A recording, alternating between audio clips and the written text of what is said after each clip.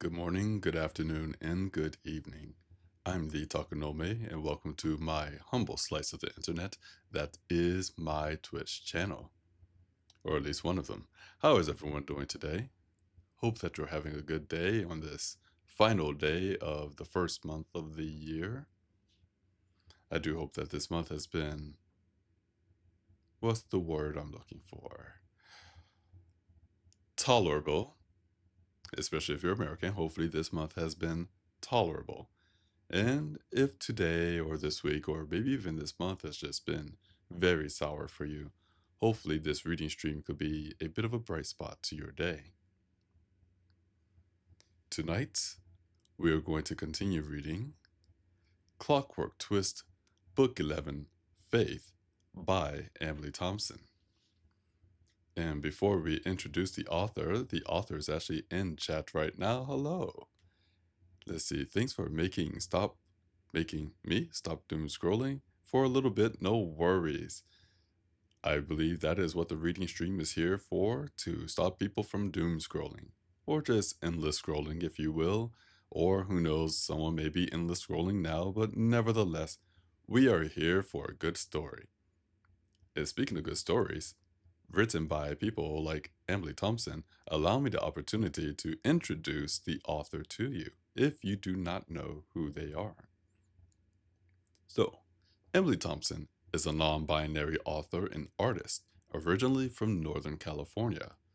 Although they adore steampunk and all things Victoriana, they also write science fiction and fantasy. After studying film and animation in university, Emily changed to a Japanese language focus and studied in Tokyo. After receiving a language degree and spending a number of years abroad, they now live in Washington and spend most of their free time writing in coffee shops, painting, crocheting plushies, coding, and playing lots of cozy video games. And that is our author. Let's see, I feel as if I'm forgetting something. What am I forgetting? Did I forget something? Well, we have our tea. That is still very hot. We have some water, which I will take a drink of before we actually start the reading. We have our book right here.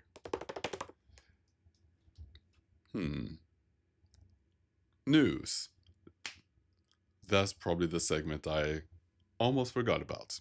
So, news for the channel or the stream in general. I don't think we have a lot of news really. For those who may not know, I am still doing the Storycraft stream on Thursday evenings, starting at 6 p.m. Eastern Time, and I would like to think so far that has been going well. We have written, let's see now, I believe one, two, three, we've written 4 short stories this, what's the word I'm looking for? It's in English, month. We have written 4 short stories this month, which I am pretty tickled by. I do like this format. I'm hoping I could keep it going because 52 weeks of writing a short story is, well, trying to write a short story every week can be a little daunting. But I do like how this series of stories are shaping up. I think people are liking Agatha Spells, or at least learning more about her. As I told my wife not too long ago, describing some of the stories and having her read it, she wanted more, I guess, aggressive Agatha, or she likes the softer side of Agatha, but she wants to see more of that badassery from Agatha, which I believe we're going to see next week. We shall see, but most likely. But it has been nice. So, if you want to, well, listen or even participate in the Storycraft stream, Thursdays, 6 o'clock Eastern Time, 6 p.m. Eastern Time, just to be specific. The reading stream itself will still be continuing. As far as I know, that Saturday is the 7th.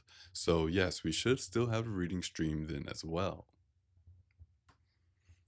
Other news for the channel. I'm still mulling over in the back of my mind of whether or not to do playing visual novels on the channel.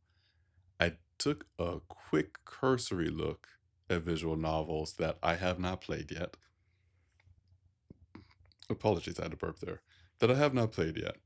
But to be fair, I have not played a lot of visual novels. I think I've played maybe 3 or 4, but I know that there are more. Although my first impression from the visual novel library is a lot of people are thirsty. And I think that is the best way to describe it. So, if we play a visual novel, obviously, it will not be for children. This will definitely be for a mature audience and potentially a very thirsty audience. But that is okay because we are a mature content only or mature audience only channel as it is. I do not sell to little children or big children. If you happen to be the teenager listening in on this right now, I also do not sell to you either. Only to adults, perfectly mature ones. Thus, any other news? I don't think we do. I don't think we really have anything else to go over here. One moment, I'm going to take a quick sip of water here.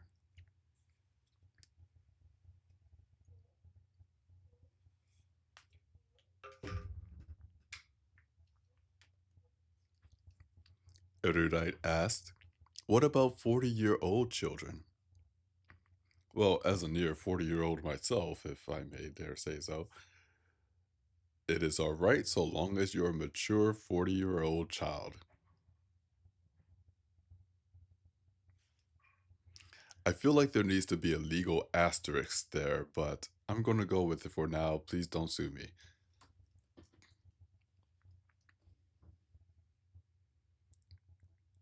Let's see here. Do I have everything? I believe I have everything in order. All right. So, we're going to start Clockwork Twist, Book 11, Faith, by Emily Thompson. However, before we start, we need to do a recap of the series thus far, as well as where we are in this particular book. For most of his life, Twist had been alone.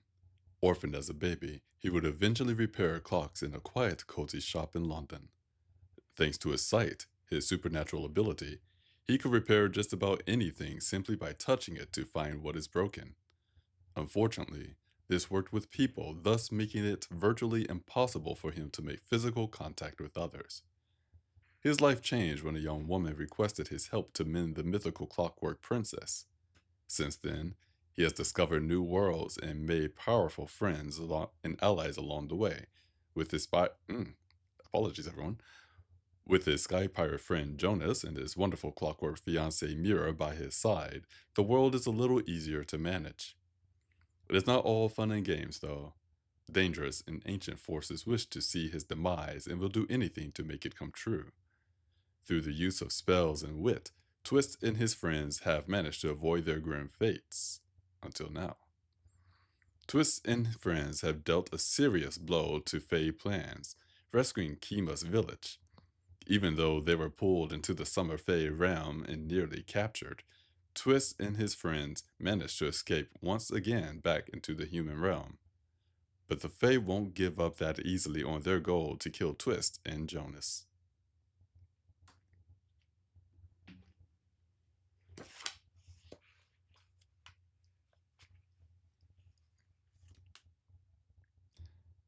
Before we start, and I promise we will start very soon, I will apologize beforehand. I don't know what it is, but my left shoulder blade hurts a lot. So I'm not sure how long I can actually keep up the reading stream tonight, but we're going to give it our best shot anyway, and apologies for terrible voices. I think I have them. We'll see. So, Clockwork Twist, Book 11, Faith, by Emily Thompson. We are on page 211. With that, Let's begin.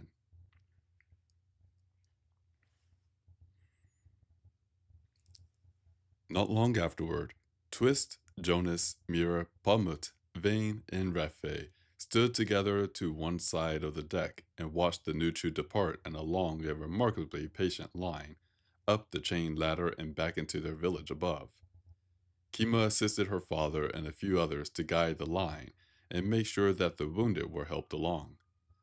Tasha and Nico had returned to the top of the cloud to check on Aiden and to help explain the situation to the Rooks that once again surrounded the village with their airships, now that the village had returned to Earth, exactly where it had been before.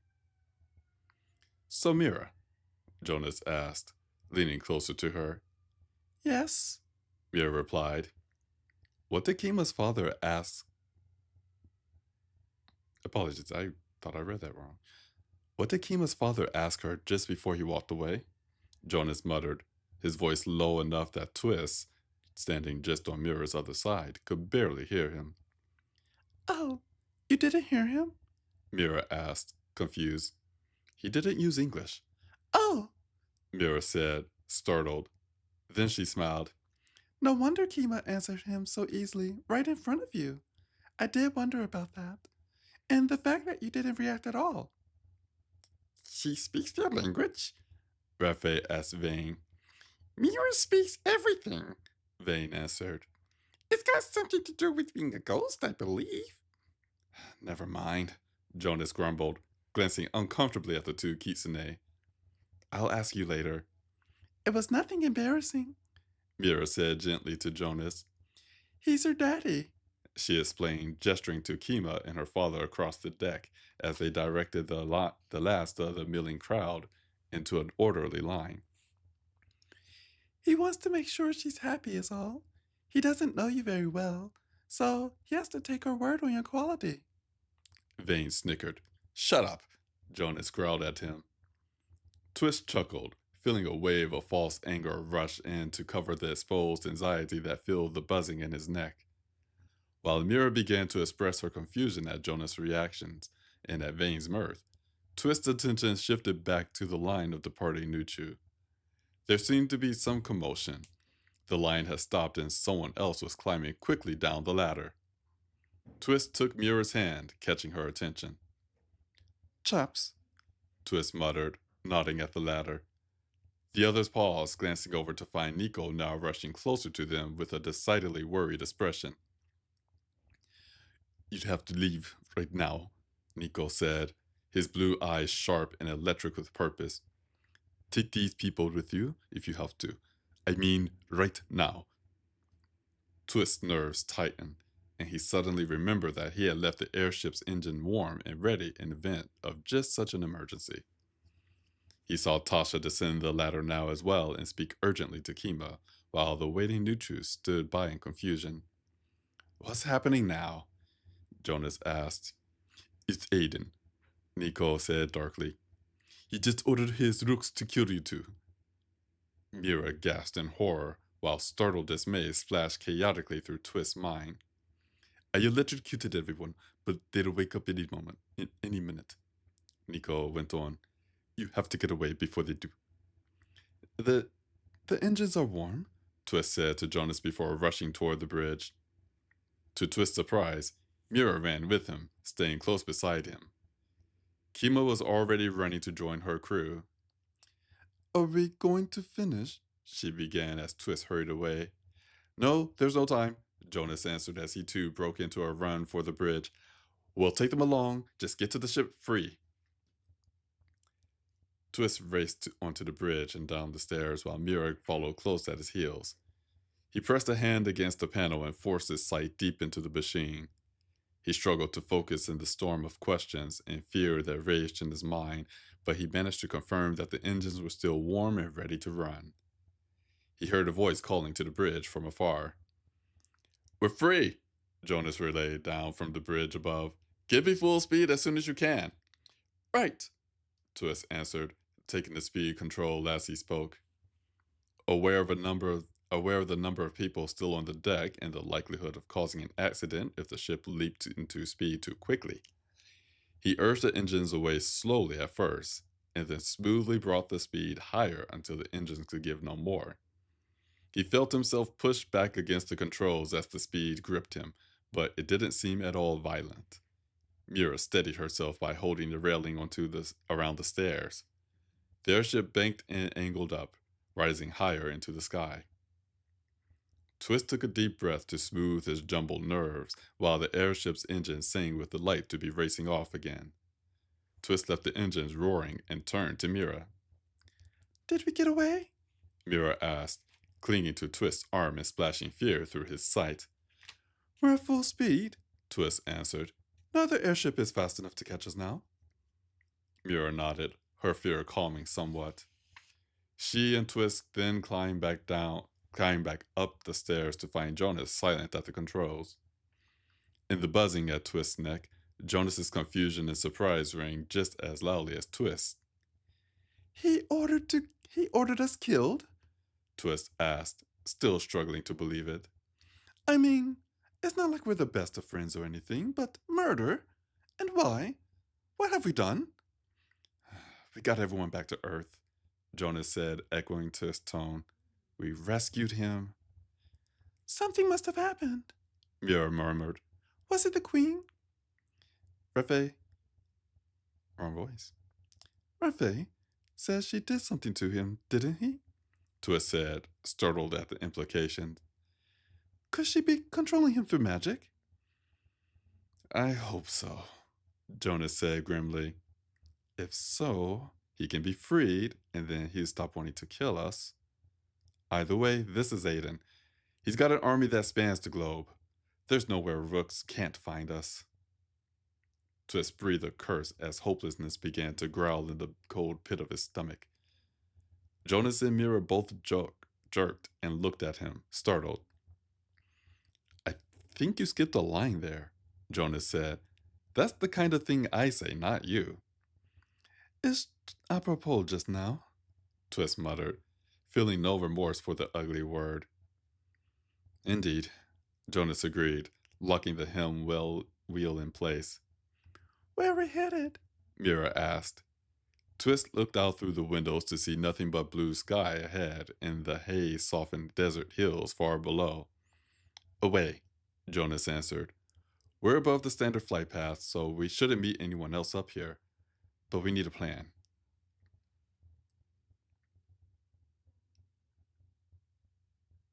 And we're coming to a chapter break. Apologies for that read, everyone. I made a lot more mistakes than I expected.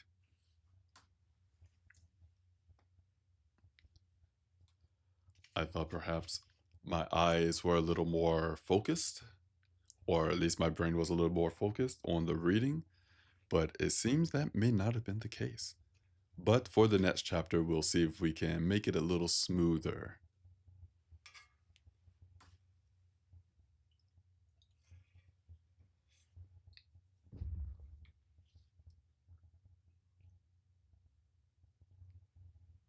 There we go.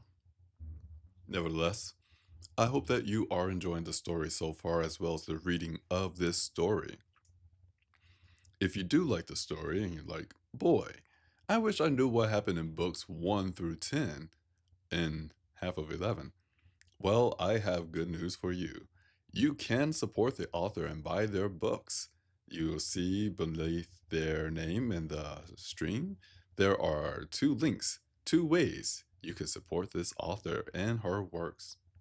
Apologies, in their works.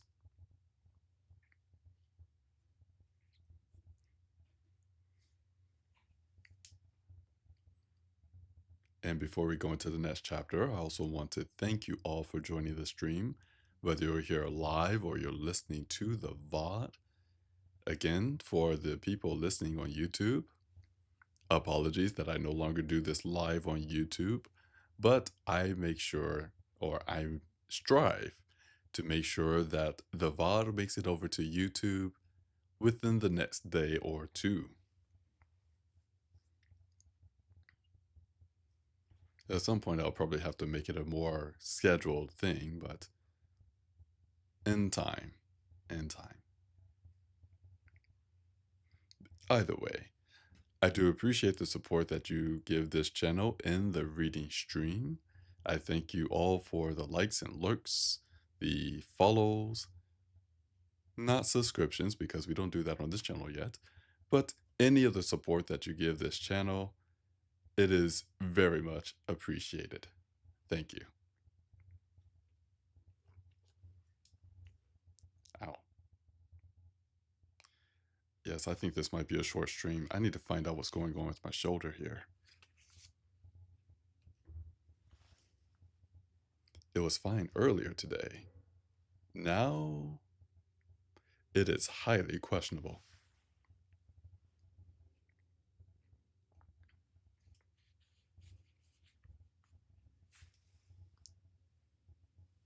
Ooh, yes. This may be a bit of a short stream. I need to find out what's going on here.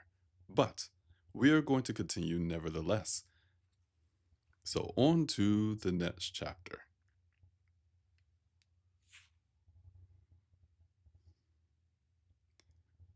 47 Nuchu remained on board, along with Kima's father, and all of them were speaking anxiously together when Twist and Jonas left the bridge.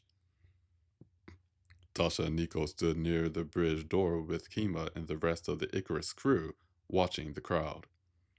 The moment she saw Twist, Jonas, and Mira approach, Kima turned to Jonas sharply. "What the hell is happening?"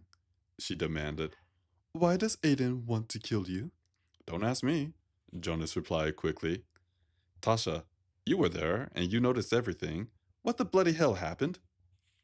As Tasha paused to collect her response, Mira took Twist's hand again, her anxiety hot and fierce, but also cooling as she held his hand tightly. Twist made no complaint and wished he could do more to soothe her fears. That would at least distract him from his own. "I don't know if he's in control of himself or under some spell," Tasha began darkly, her arms crossed and her fine features hardened by concern. "He wasn't acting like a puppet. He fainted dead away the moment we returned to Earth and the fade off vanished. He was out for a few minutes, and then, when he woke up, he looked very distressed. He saw me, but couldn't meet my eyes, as he were ashamed. Then he ordered his men to find and kill you too. He didn't sound happy about the order, but he gave it with conviction and resignation. The Rooks were shocked. They all hesitated, but they will follow his orders." "I shot Aiden and his Rooks with my bow, and Tasha told me to warn you," Nico added. "Tasha stayed just long enough to make sure they were locked in the magic room." "Aiden will know what we did when he wakes again," Tasha added, frowning. "Honestly, he must have expected Nico and I would try to stop him. He knows we care for you," she added with a glance to Twist, Jonas, and Mira. "But he didn't even wait until he got to his feet to give the order. He should have tried to get us out of the room, or simply order his men to restrain us if he wanted you killed swiftly. I think he may have given the order the way he did it, right in front of us, fully expecting us to warn you and make sure you escaped." Wait, Jonas said skeptically. "You're saying he wanted us to get away?" "Whatever is going on," Tasha said on a heavy breath. "That man is acting under duress." "If the queen had a hold of his soul," Palmer said, his face a mask of concentration as he spoke, "she could have held his spirit and fairy with her when his body returned here. It would be like he fallen asleep and traveled to fairy, like normal. Then she could have talked to him while he was asleep." "His charm didn't protect him?" Mira asked, her fear of this idea clearing her voice, and in the hot wave of it splashed through Twist's sight. Pambut looked up to her unhappily. "No charm is strong enough to stand up to the power of a queen and fairy. They might not be able to see it clearly, but they can sense the energy of the fae's soul, even when it's bound to a human and covered in a charm, especially their own. His sight must be summer, and once a queen gets hold of a fae soul, the charm is useless." Kima reached out and grabbed Jonas's arm almost absently. "But she can't just grab any of us right now, can she?" Kima asked. Mira gasped, splashing fresh terror through Twist's sight.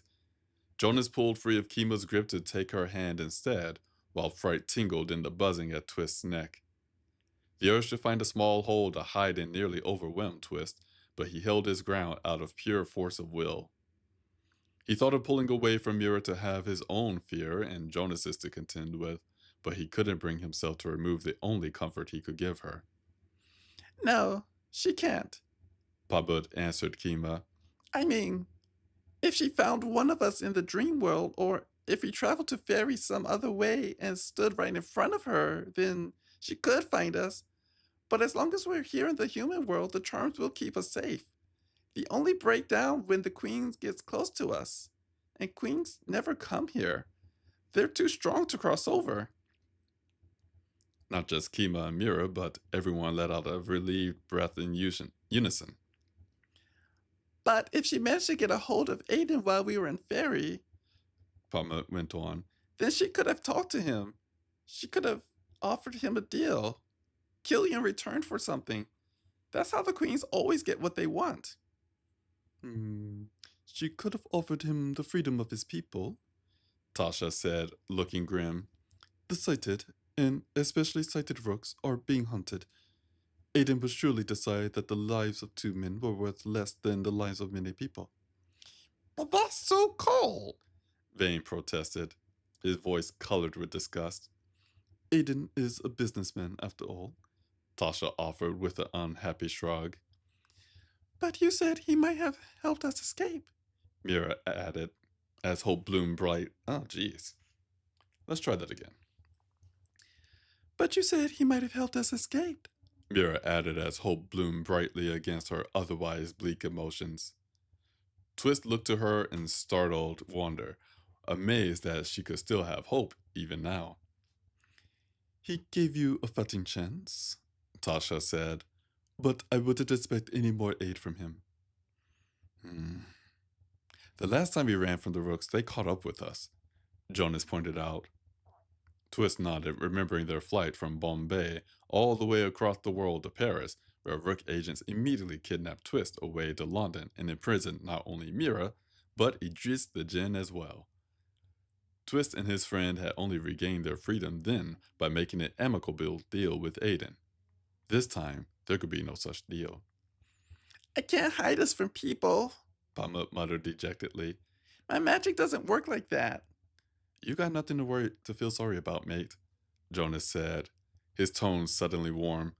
You saved us all more than once, just today. Pamuk seemed reluctant to accept this, but fell silent nonetheless. So, we only need to hide from humans now? Raffaele asked.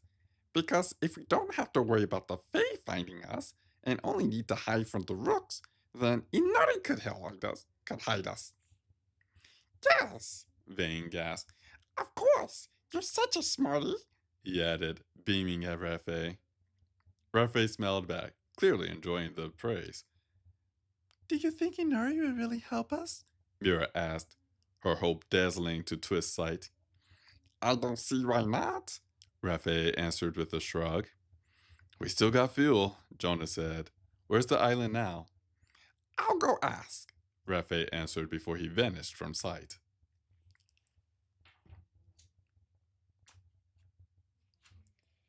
Here we're going to take another chapter break. Dear me, I am not quite happy with my performance tonight. I can feel it. I can feel the difference.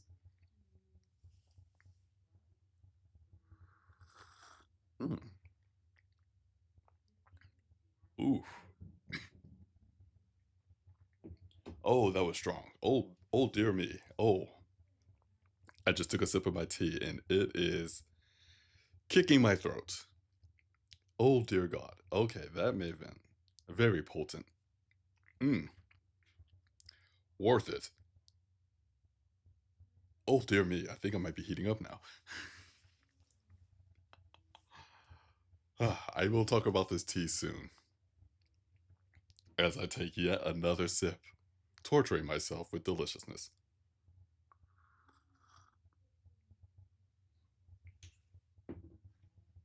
That first sip got me. The second sip did not get me as much, but oh my, I wonder if I let it steep too long. But thank you again for joining this reading stream. I hope that you are enjoying the story as well as the reading of the story. From erudite earlier, I had shoulder blade go out on me too. All I did was sleep and then woke up with it aching. So annoying. Hope you feel better soon. You know, I woke up this morning, shoulder blade, no problem. I did take a nap after a rather large meal in the afternoon to prepare for the reading stream, just so I could be a little more refreshed. And shoulder blade hurts. I'm not sure. Maybe there was a sleep paralysis demon that decided, you know what? I cannot paralyze you, but I can make your shoulder feel weird. Maybe that happened. I am not caught up on my sleep paralysis demon lores. Although I can imagine a fun story with that. Nevertheless, we're going to get ready to go into our next chapter. Let's see here. Yes, we could do another chapter, and then we'll take a nice, needed break. And I'm sure I've said it already, but I really cannot stress this enough. I do want to really let you know, audience, that I appreciate you taking time out of your evening or day to listen to this stream. Thank you.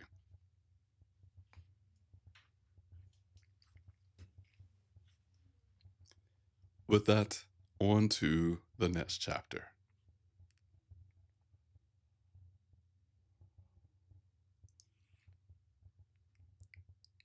It seemed to take a rather long time for Kima to explain the situation to her people.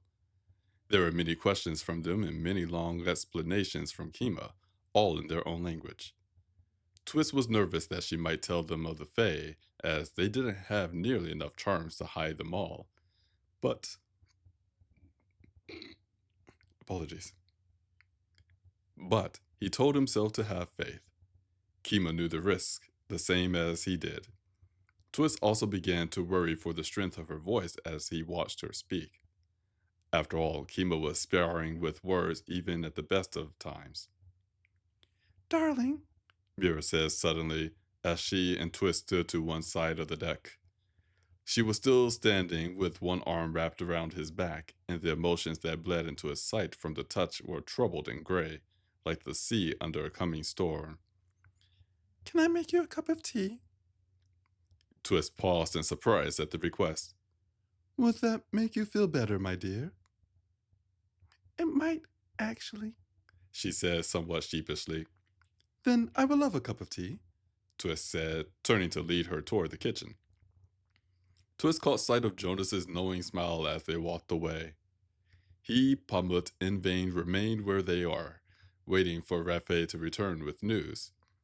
Tasha and Nico stood slightly removed from the others, both silent and thoughtful, but close together. Twist consoled himself that he did probably have time for a cup of tea, as Jonas could set their new course once they had it without any aid.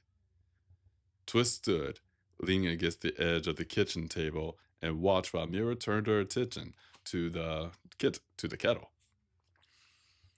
She plucked up the same cup she always did, a simple but delightfully smooth and aesthetically shaped ceramic cup that was unique among the varied collection in the cupboard.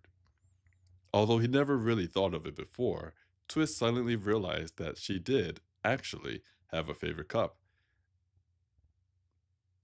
No, I read that correctly.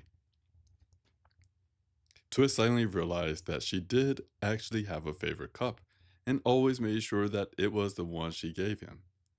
He couldn't remember seeing anyone else use it either. She took great care to measure the tea, eventually plucking a few errant leaves from the spoon to make the mound perfect. Even so, Twist noticed that it was a bit more tea than he usually would have for himself. He liked the strong flavor, but not too strong. When the kettle began to boil, she removed it from the heat and waited a moment, listening for the bubbles to just stop before pouring the water into the teapot as she simultaneously turned over the little 4-minute glass timer. She then put the tea tin away neatly and poured a bit of the plain hot water into a cup she'd chosen, added a tiny spoon, and swirled the water around in the cup while she waited, watching the timer sand fall for nearly a minute of silence. The moment the timer sand ran out, she poured out the water in the cup and then picked up the pot and refilled the cup with fresh tea. Lastly, she added a drop of milk and stirred with the same tiny spoon. Mira turned to Twist with the cup. Here you are, darling. She said, sounding a bit more calm and confident than she had on deck. Twist took the cup and noticed that she was now watching him with the same attention she'd given to every other part of tea making. The scent of the tea was welcoming as he took a sip, noticing that the temperature was flawless, not hot enough to burn, but almost. The milk she added was just enough to color the tea and smooth out the finish without adding a milky flavor. The rest of the flavor also struck him as decidedly clean and bold without being oversteeped at all.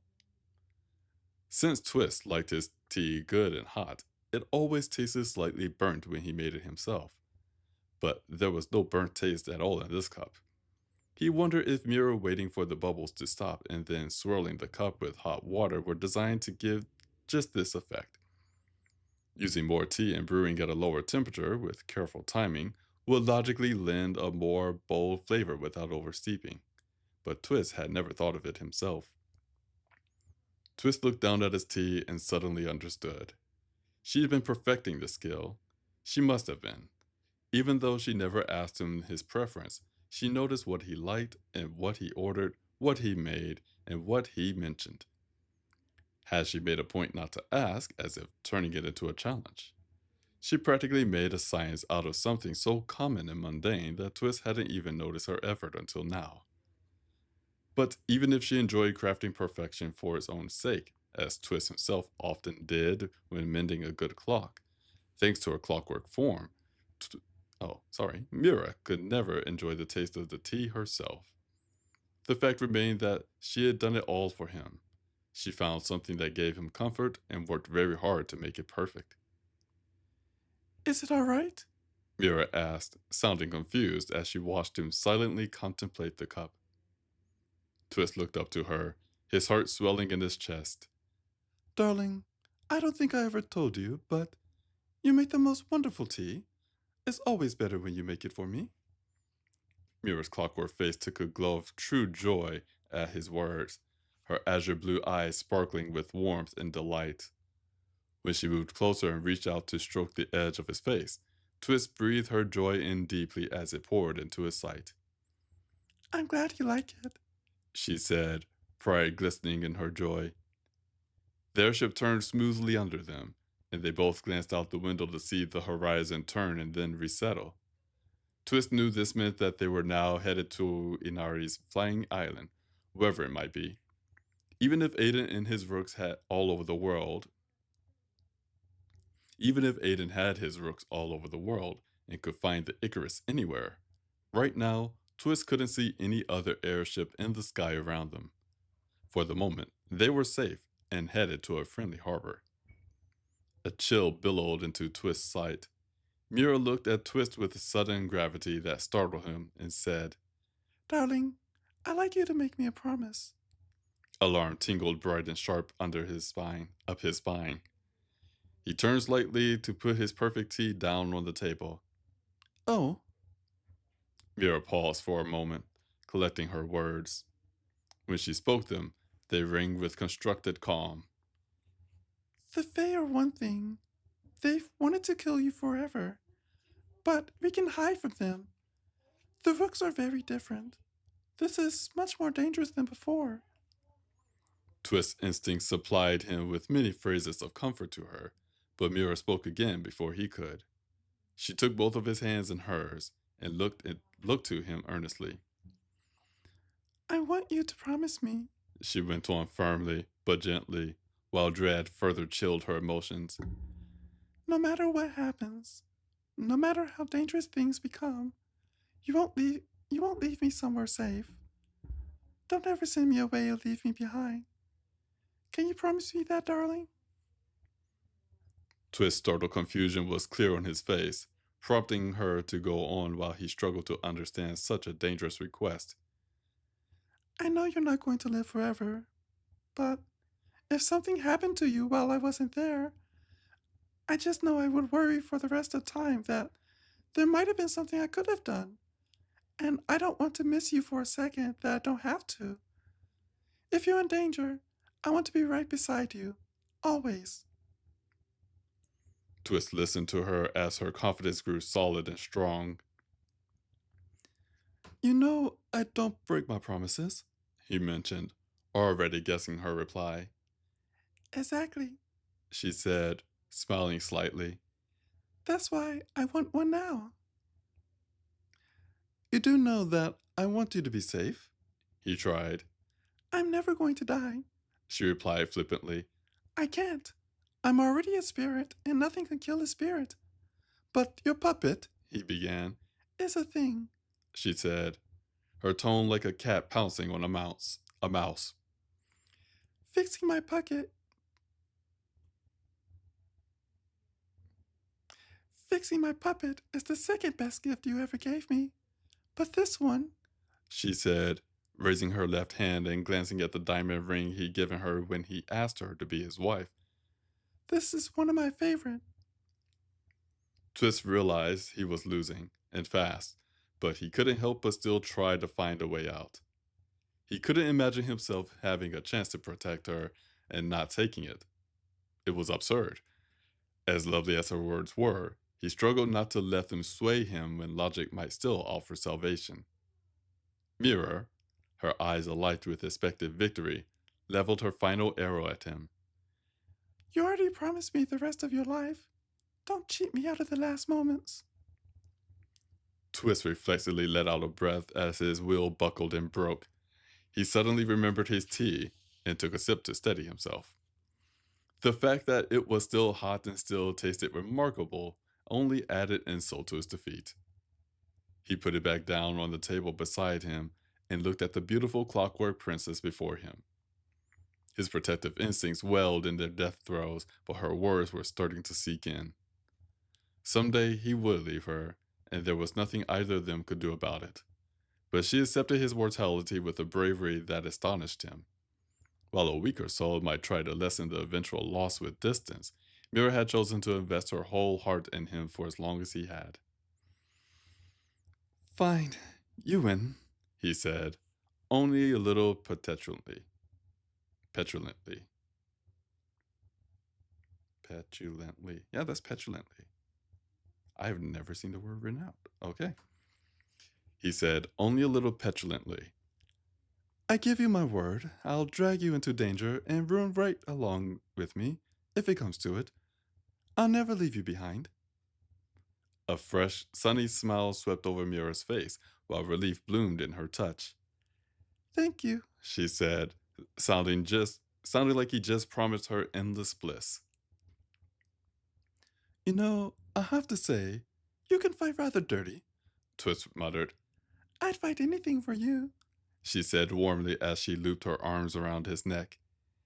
Aiden had better watch himself, she added with smug confidence. Twist smiled at her joke, but didn't laugh when he felt the conviction in her touch. I almost feel sorry for the poor man. Almost, he added with a more skeptical second thought. Mira chuckled and pulled him closer, nuzzling comfortably into his arms.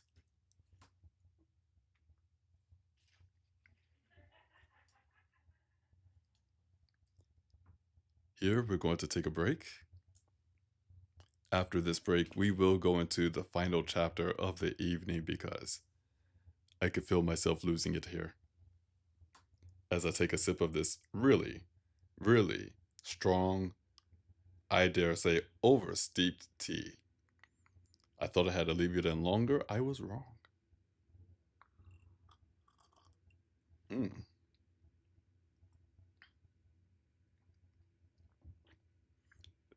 Dear me, that is. I definitely oversteeped it. Even though I oversteeped it and it feels like my throat is on fire, literal fire, I still enjoy the taste. So, what am I drinking tonight that is burning my throat so much, even though when it's oversteeped? Well, let this be a precautionary tale for everyone who decides to get this tea. This tea is perhaps my second favorite tea. I've definitely talked about it before on stream. This is Anansi's Web, inspired by the Ghanaian tales of Anansi. So, if you like the trickster, I think he's a demigod, or if you want to call him a demigod, or maybe he's just a regular god, but he's definitely a trickster. And Ghanan, huh?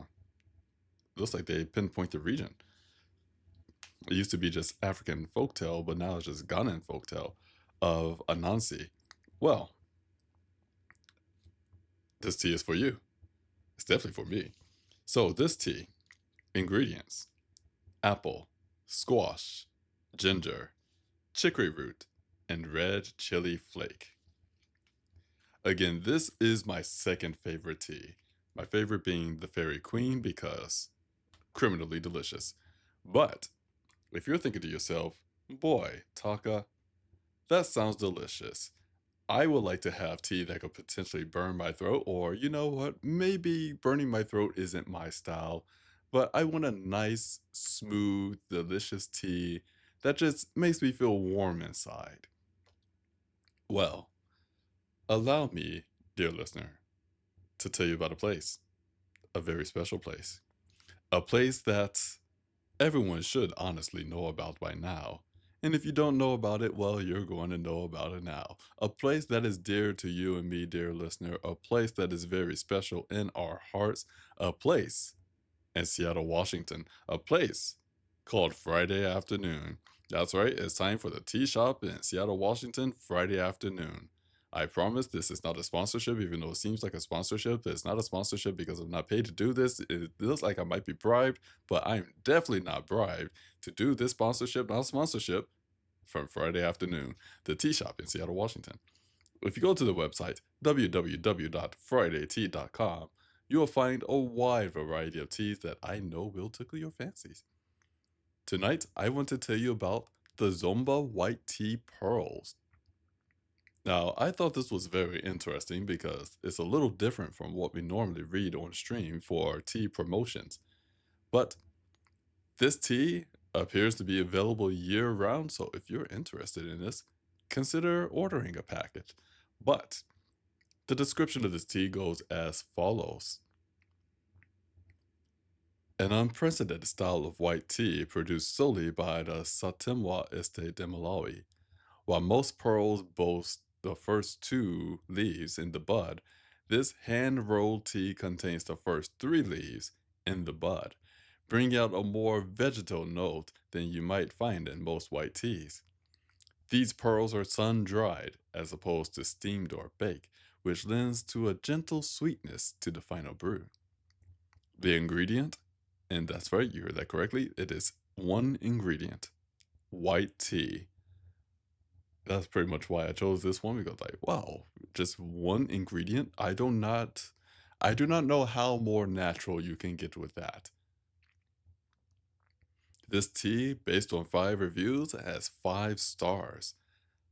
Latest review is from March of 2025 and they wrote, delicate and robust. Yes, I meant what the title says. I generally don't drink my tea fast enough to allow the leaves to stay in the pot cup while I'm sipping on it, unlike one of my British friends. But this is so lovely and delicate that a smaller pearl is perfect in a 10-ounce cup without becoming overpowering or bitter as I sip, and it stands up to multiple infusings with a serene grace that is honestly impressive. Another 5-star review from February of 2025, light and beautiful. I've not been a fan of a lot of white teas, but there's something special about this one. It's light and beautiful, and the sweetness really adds a needed touch of flavor I think is what I've been missing in other white teas. Truly a good one. January 2025, 5 stars. Converted a family member. 3 exclamation points of that one. I got Zomba pearls as a tea sample in one of my orders. I loved it so much that I ordered a regular size. The flavor is light and can withstand multiple steepings. I had a family member visit me for Christmas holiday and I offered him this while he was here. He was so impressed by the flavor that he asked me where it came from. It's always exciting to convert people to Friday tea. And I agree, it is nice to convert people over to Friday tea, the tea shop in Seattle, Washington. But if this tea, or you think to yourself, I want to see what other teas are available, well, head on over to FridayTea.com. Again, that website is www.fridaytea.com. That's www.friday, like the day, and tea, like the drink.com. And again, I'm not bribed, I'm not blackmailed, I'm not threatened, I'm not sugar-coated into doing this. Nothing of that, nothing of that nature. And no, Momo and Appa are definitely safe. They are here at home with me. They are not being held hostage by Friday tea lords. No, no, I just enjoy their teas. And now I wonder, what does a Friday tea lord will look like? Is that an actual position at that tea shop?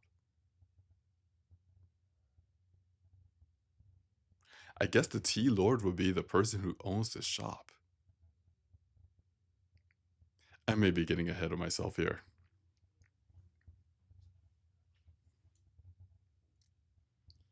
Once again, I do want to thank you all for joining this stream. Hope you are enjoying the stream as well, if you will. I can honestly just feel my brain not focusing as sharply as I normally would for the reading stream. Not a fan. Not a fan. Erudite asked, like a Time Lord? Perhaps a Time Lord for teas. And Leedy, hello, long time no see. How are you doing, my friend? Carlidi wrote, Taka fish. Because everyone's a fish to him. Or them. I apologize, Khalida. I do not remember which pronouns you go by. But nevertheless, I'm happy to see you again. How are you doing?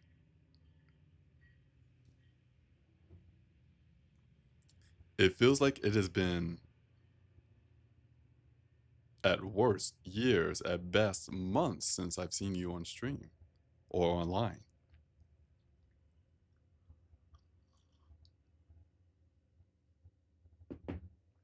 Them, thank you. I'm working on it. I do want to respect people's pronouns. Because much like names, pronouns should be respected.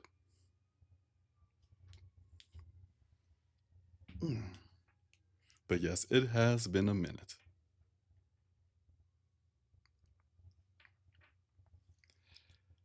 We're doing one final stretch here before we go into our final chapter for the evening. I do like that Twitch says that Carlidi is a first-time chat, which is true for this channel. But I've met them in person, in real life. Much like the author, I've met the author in person as well. In fact, the author and I had classes together, which I still look back on those days fondly. I enjoyed the time we had hanging out in Tokyo and going to the One OK Rock concert. That was fun.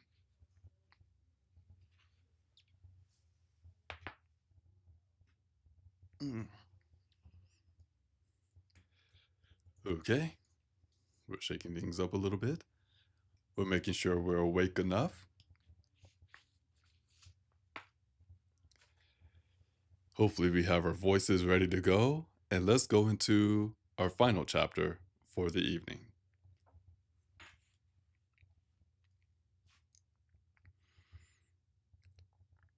Refe reported that Inari's island was traveling as well and was due to meet them somewhere over the Pacific Ocean with no land in sight. By the time Twist heard this news, the Icarus was already approaching the massive, jagged snow-topped peaks of the Rocky Mountains. They would have some time before reaching the second flying island that they would see today, and they had nothing to do but wait to arrive. Twist thought that he might have time to read his book at last, and so went to fetch it from his cabin. Since the deck was now covered with anxious and displaced people, he decided to stay in his cabin to read. Twist got himself comfortable, leaning back against the headrest of his bed with a pillow behind his back, and placed the book on his knees. A contented sigh escaped him as he opened the cover and flipped through the pages to the bookmark. The cabin door opened swiftly, and Jonas leaned in and looked at Twist in bewilderment, while Twist jerked and looked to him in surprise. "We're in the middle of an adventure and you're reading a book?" Jonas accused.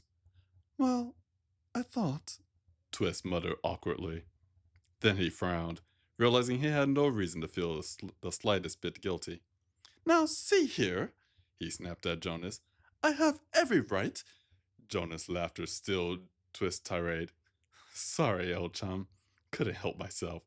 But if you could drag yourself away, Inardi's just arrived." But we're not even over the ocean yet. Twist protested, glancing out the window across the cabin. Sure enough, there were mountains just behind them. "Well, we're not at the island yet," Jonas explained. "But she is here. She just popped in, like Rafe does." Good heavens. Twist muttered, replacing his bookmark. Is something awful afoot, then? "It's hard to tell," Jonas said on a sigh as Twist got to his feet and left his book on his bed. "These days, trouble seems to come out of the woodwork." Well, let's go and see what it is this time, Twist said, following as Jonas led him through the deck. Twist stepped out into the sunlight just in time to see 10 people vanish into thin air. The rest of the people standing about responded to this with wonder and smiles. Standing in the relatively clear center of the deck, Mira clapped her hands as if someone had just performed a trick, while Tasha and Nico looked mildly alarmed and Pamut seemed wholly unimpressed. Kima smiled to Jonas as he and Twist came to join them, but Poigon was the first to greet them. "This is amazing," he said to Twist and Jonas. "I've seen it twice. It's still amazing." Why, thank you, Inari said sweetly, offering a shallow bow and thanks. She looked exactly as she had the last time Twist had seen her, from her flawless and youthful complexion to her pure white and red accented silk dress. Her short style, snow-white hair hung in a point to the right side of her face, the tip dyed the most vibrant red, a perfect match to the 9 furry foxtails that hung behind her like a bustle. She smiled when she saw Twist, her features bewitchingly perfect, her eyes deep enough to drown in, and Twist was helpless to stare in wonder. Hello, Twist, she said, her voice running like warm water over his skin. It's nice to see you again. A hand appeared suddenly, covering Twist's eyes and blinding him. The instant the grip of her gaze was cut, the rest of the world rushed in, and Twist realized instantly that he'd been staring dumbly at her the entire time. He closed his eyes and reached up to tug Jonas's hand away, turning his head to keep his eyes well clear of the powerful Kitsune, and muttered a soft "thank you" to his loyal friend. "Nice to see you too," Jonas said tightly to Inari. "Could you not do that to my friend, please?" I'm sorry, Inari said, a grin clear in her voice. Force of habit. But, Jonas, you never look at me, even once. "I know better," Jonas answered, his tone not unlike a polite one. Oh, don't be rude, Vane admonished anyway, standing near Inari with Rafe and a handful of other Kitsune that Twist didn't recognize. Twist was careful, however, not to look any of them in the eye if he could help it. Mira came to join Twist and took his arm while mild annoyance murmured through her touch. Twist found nothing on her face but cautioned himself not to look too closely at Inari again. Another handful of Kitsune appeared suddenly in an empty patch of the deck, with a popping sound. With a popping sound, each kitsune bearing more than a single tail each, and wearing colorful cotton Japanese-style robes. Who's next? Inari asked the crowd of Nuchu around them. 6 brave souls either stepped forward boldly or were shoved by their neighbors, and then nervously continued, approaching the kitsune who had just arrived. Each kitsune took the hand of each person, offered encouraging smiles, and then all 12 of them vanished with a single popping sound. Mira's delight at the magical display rippled through her touch. Thank you for doing this, Poyon said to Inari the moment they were gone. I'm glad we can help. Inari replied sweetly. Are they taking people back to your village? Twist asked Kima. Kima nodded. Oh, okay, that's who's speaking. Kima nodded. She said it would be easier this way. Honestly, Mira said softly to Twist. I think she'd rather not have too many human beings on her island. It's a very special mythical place after all. Twist was rather alarmed to find that this idea made perfect sense to him. When had he grown so accustomed to the habits of magical creatures that their motives were plain to him? This really is the least I can do, Inari said, stepping closer to Twist and Jonas on her pale, bare toes. You've rescued my pups, She said, gesturing to Vane and Rafe. even though you're still in danger yourselves. Rafe tells me that they are safe aboard your ship, and you've taken them on as your crew. Vane's only in trouble because of me, Jonas said with a shrug. And he actually saved my life. Twist added, recalling that Loki's bullet was originally meant for him. And Rafe is just fantastic. Jonas added with a smile. Oh, yes, Twist agreed. Rafe's a lovely chap. Rafe looked at once, delighted and also embarrassed by these comments. But Vane only looked back at Twist and Jonas with quiet warmth. Still, Inari said, her tone sweeter than summer strawberries and enticing Twist to look up to her. you might have refused to help them for your own safety, but you didn't. That matters to me. Every kitsune I care for deeply. As the 6 kitsune returned behind her and found another batch of people to ferry back to Kima's village, Pambut came closer to Inari. Wait, what is that? He asked her. I'm sorry? Inari replied, looking to the boy. When she turned away, Twist glanced up and found that he remembered correctly. Her ears were gently pointed and slightly longer than they should be, after all. You said you care for Vane and Rafe. Pambut clarified. How much exactly? You can't just ask someone that. Vane gasped. Inari and Rafe both glanced to him with light smiles. Can you? Vane asked them, looking less sure about the whole thing. Well, if you love them enough, Pambut went on, ignoring Vane for the moment. then I might be able to use your blood to enchant their charms and make them as strong as ours. But I'm not human. Inari pointed out. You're not Fae either. Pambut replied. I never heard of anyone using Kisane blood, but it might work. And if it works, Inari said, looking intrigued. How many more times can you repeat this magic? How many of my Kisane could we protect this way? How many you got? Pambut asked with a shrug. Inari smiled at the boy, which made Twist slightly nervous for his sake. But Pambut didn't appear to be bewitched. If you can help me protect all of my pups from those nasty fae, then I will owe you a great debt, little one. What do you need for your magic?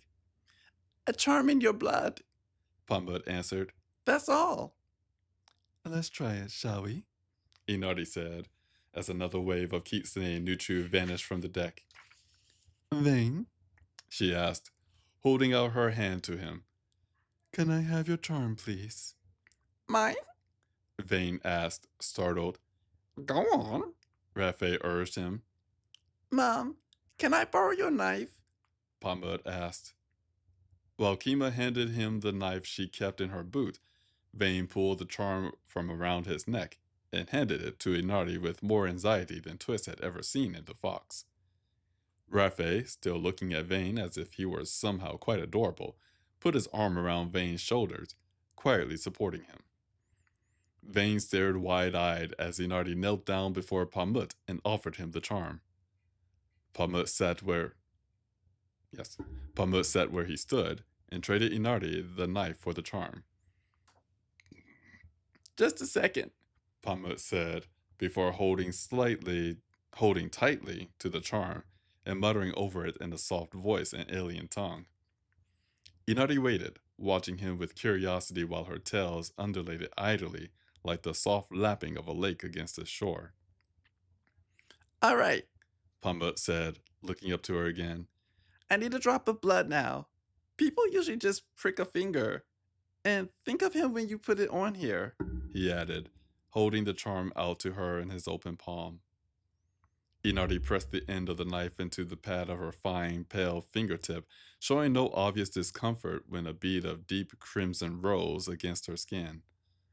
Vane, however, winced as if he'd been wounded himself, and covered his face with his hands as Inari pressed her own blood against the charm's face. Pamut then took the charm back and began to mutter softly over it again before stopping suddenly and holding the coin-like piece of silver up to the light. Huh. He remarked, examining the charm. Don't tell me. Vane whined into his hands. I don't want to know. Is it over yet? It works, Pamut said, clearly confused by Vane's reaction. Vane's hands dropped from his face to reveal a look of utter shock. I mean, it's not as good as Twist charm, Pamut went on, but it's strong enough to hide your voice and seal off your dreams. Vane looked to Inari, appearing as if he might cry from astonishment. You didn't believe me when I said I love you? Inari asked, sounding slightly hurt. No one's ever meant it before. Vane muttered, his voice hollow as a single tear escaped his eye. Mira let out a tiny gasp but covered it with a hand, her own emotion swelling at the sight of Vane's. Inari turned to Vane and opened her arms. Vane didn't hesitate an instant, but dropped to his knees and melted into her embrace. I love all my pups, Inari said gently, petting at his hair as she held him. And you are one of mine. Twist looked at Jonas, expecting to find a smirk at the very least, but instead found a warm and honest smile. He thought that the warmth he felt through his sight had been Mira's, but now realized that part of it was Jonas as well.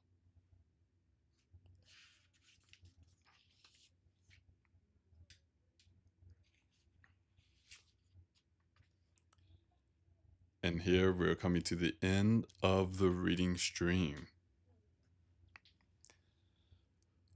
Once again, I want to thank you all for joining this reading stream. I hope that you enjoyed the story as well as the reading of the story.